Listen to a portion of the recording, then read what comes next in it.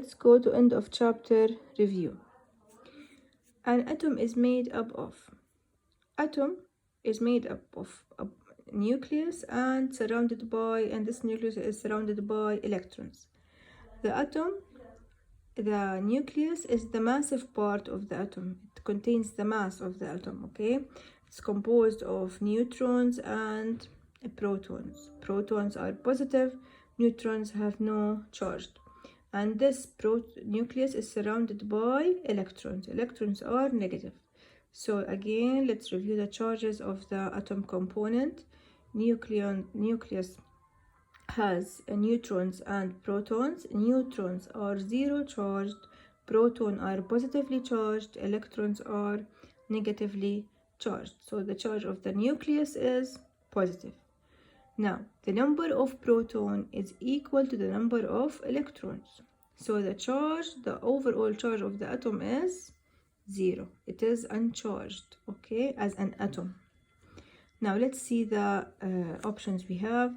A positive nucleus surrounded by negative electrons. Yes, this is the answer because it is a positive and it is surrounded by negative electrons. B is wrong because then it is not negative. C is wrong because they are not mixed together. D is wrong because it's not uncharged. Which of these describe how charged objects affect each other? We said if we have charge between two objects, they will affect each other by a force. If they are similar, they will repel each other. If they are different, they will attract each other. Opposite charges, as if we have negative and positive, will repel? No, this is wrong. They will not repel, they will attract each other. A positively charged object will repel an uncharged object? No. Why? Because uncharged object has no force to affect the other one or to be affected by the charged object. Opposite charges attract each other? Yes, this is true. If we have positive and negative charge, they will attract each other. Similar will repel, not attract each other. A parallel circuit. We said in a parallel circuit, we have more than one loop. The current will have more than one path to follow, okay? Must contain two lamps? No. Has just one loop? No.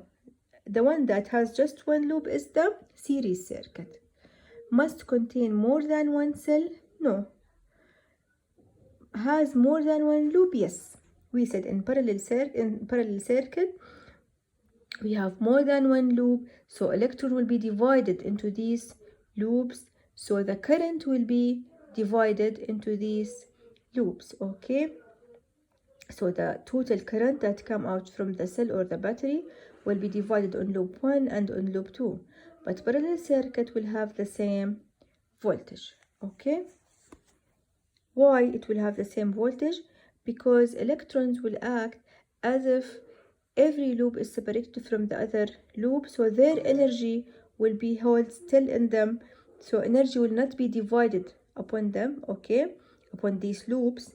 So voltage in parallel circuit will be the same, while current will be divided on these loops, okay? Electrical current actually is measured in amperes. The answer is A. Voltage is the unit for voltage, okay? It is volt, okay? And we said volt is energy per electron. It's energy given for each electron. Joules is the unit of energy. Newton is the unit of force. This is very important. Let's go back to the units. Amperes is the unit for measuring the current. Volts for voltage. Joules for energy. Newtons for force. A cell should be made using this topic we talked about it today. A cell. In order to make a cell, we have to provide two metals. Why two different metals? In order to have this chemical reaction that will provide us with electrons. So we should have two different metals and we should have an acid. Let's see the options. Okay. Two pieces of copper? No, we should have two different metal. Piece of copper and zinc, this is a two different metal. And a beaker of water, no, we should have an acid. Piece of plastic, no, we should have two different metals. Piece of copper and zinc and a lemon, this is true because we should have two different metals, and here they are, copper and zinc, and acid, which is lemon. Okay, so let's go again. The wrong component of A is that, okay, we have the acid, but we have two similar metals. We need them to be different in order to have this chemical reaction. Piece of copper and zinc, now we have two different metals, but we don't have the acid. Piece of plastic, no, plastic is not a metal, so the answer is D. What do each of these describe? A device for measuring current. A device for measuring current is a meter. A flow of electron charged carried by electrons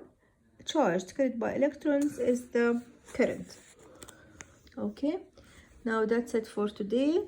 Tomorrow we will continue with the questions, and I hope you studied the chapter in the weekend, because your finals will be in this chapter, in chapter 9. Okay.